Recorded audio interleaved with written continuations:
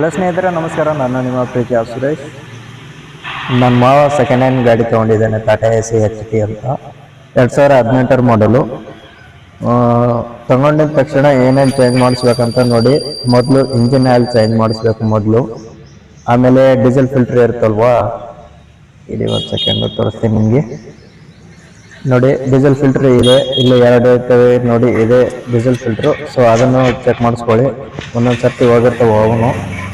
ಅದಾದ್ಮೇಲೆ boss coil change ಮಾಡಿಸಿ. ಆಮೇಲೆ ಇದು ನಮ್ಮ ಕಡೆ ನಡೆಯಲ್ಲ ಆ ಟ್ರಾಲಿ, ಸೊ ಟ್ರಾಲಿನ ತೆಗೆದ್ಬಿಟ್ಟು ಇವಾಗ ಹೋಗ್ತಾ ಇದ್ದೀನಿ ಮತ್ತೆ ಗ್ಯಾರೇಜ್ ಹತ್ರ ಹೋಗಿ ಮತ್ತೆ ಹೊಸ ಬಾಡಿ ಮತ್ತೆ ಹೊಸ ಬಾಡಿ ಆದಮೇಲೆ ಎಲ್ಲನೂ ಬಂದೇ ಬರುತ್ತೆ. ಆ ಟ್ರಾಲಿ ನಮ್ಮ ಕಡೆ ನಡೆಯಲ್ಲ, ನೋಡ್ಬೋದು ನೀವು. ಹೊಸ ಟ್ರಾಲಿ,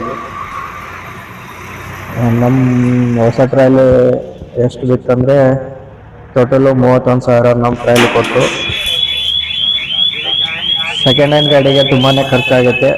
ಟೋಟಲಾಗಿ ನಾವು ತೊಗೊಂಡಿದ್ದು 2,70,000ಕ್ಕೆ, 2,70,000ಕ್ಕೆ 2,70,000 ತೊಗೊಂಡು ಮತ್ತು ನಮ್ಮ ಕೈಯಲ್ಲಿ ಅಂದರೆ ಟ್ರಾಲಿ ಬಿಲ್ ಎಲ್ಲ ಸೇರಿ ಖರ್ಚಾಕಿದ್ದು ಟೋಟಲ್ 50,000. ನೋಡ್ಬೋದು ಫೈನಲ್ ಲುಕ್ ಮತ್ತು ಪೇಂಟ್ ಗಿಂಟ್ ಎಲ್ಲ ಮಾಡಬೇಕಂದ್ರೆ ನಮ್ಮ ಕೈಯಲ್ಲಿ 50,000 ರೂಪಾಯಿ ಹೋಗಿದೆ. ಏನು ಮಾಡೋಕ್ಕಾಗಲ್ಲ. ನೋಡಿ, ಸೆಕೆಂಡ್ ಹ್ಯಾಂಡ್ ಅಂದರೆ ಬ್ರೋಕರ್ ಕೈಯಲ್ಲಿ ಮಾತ್ರ ತೊಗೊಳಕ್ಕೆ ಹೋಗ್ಬೇಡಿ ಗಾಡಿ ತೊಗೊಳ್ಳುವಾಗ. ನಾವು ಬ್ರೋಕರ್ ಇಟ್ಕೊಂಡಿಲ್ಲ, ಸ್ವತಃ ನಾವೇ ನೋಡಿ ತೊಗೊಂಡು ಬಂದಿದ್ದು. ವಿಡಿಯೋ ಇಷ್ಟ ಆಗಿದ್ರೆ ಲೈಕ್ ಮಾಡಿ, ಶೇರ್ ಮಾಡಿ, ಸಬ್ಸ್ಕ್ರೈಬ್ ಮಾಡೋದನ್ನು ಮರಿಬೇಡಿ. ಮತ್ತೆ ಸಿಗೋಣ ಮುಂದಿನ ವಿಡಿಯೋದಲ್ಲಿ.